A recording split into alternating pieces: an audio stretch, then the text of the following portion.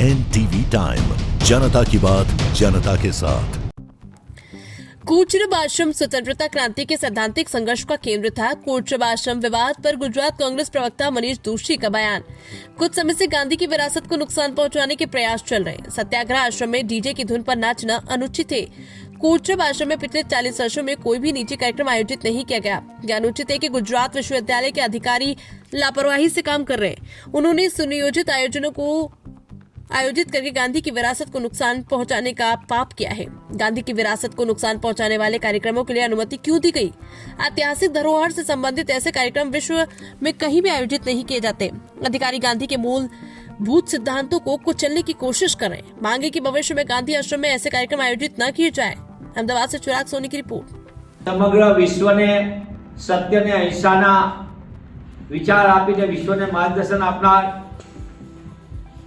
भारतना राष्ट्रपिता पूज्य महात्मा गांधीजी જ્યારે આફ્રિકાથી ભારતમાં આવ્યા ત્યારે સૌથી પહેલા 1915 માં જે જગ્યાએ રહ્યા હોય તે જગ્યા હતી કોચરબ આશ્રમ પાર્કમાં।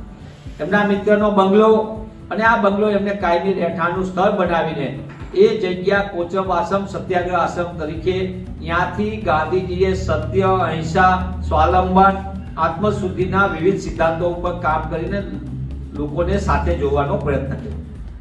મહાત્મા ગાંધી જ્યારે મોહનદાસ કરમચંદ ગાંધી તરીકે આવીને ભારતનો આ સૌથી પહેલો ગાંધીજીએ સ્થાપેલો આશ્રમ હોય તો એ કોચરબ આશ્રમ સત્યાગ્રહ આશ્રમ અને આ સત્યાગ્રહ આશ્રમ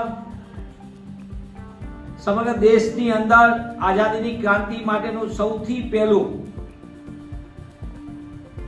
સિદ્ધાંત આધારિત અંગ્રેજો સામે સત્યના અહિંસાના વિધિવત રીતે લડાઈનું કેન્દ્ર બન્યું હોય તો એ સત્યાગ્રહ આશ્રમ હતું ને ત્યારબાદ ત્યાંથી ગાંધીજી સાબરમતી આશ્રમ।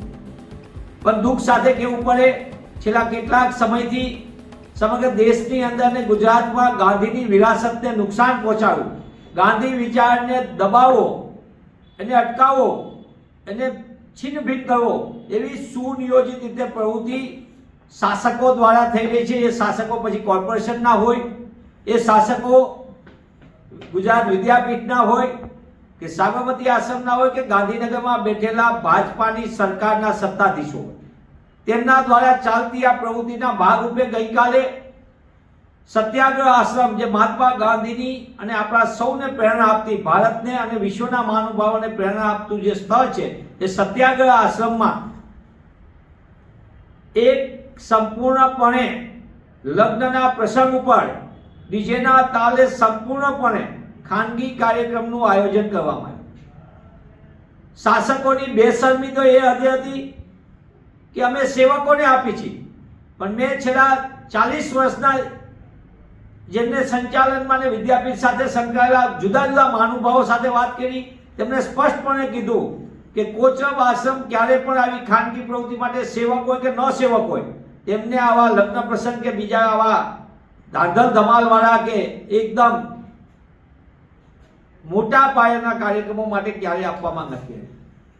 आवा कार्यक्रमथी आश्रमनी पवित्रता अने शांतिनो पण भंग थाय छे अने गांधीजीना विचारनुं आ सीधुं अपमान छे।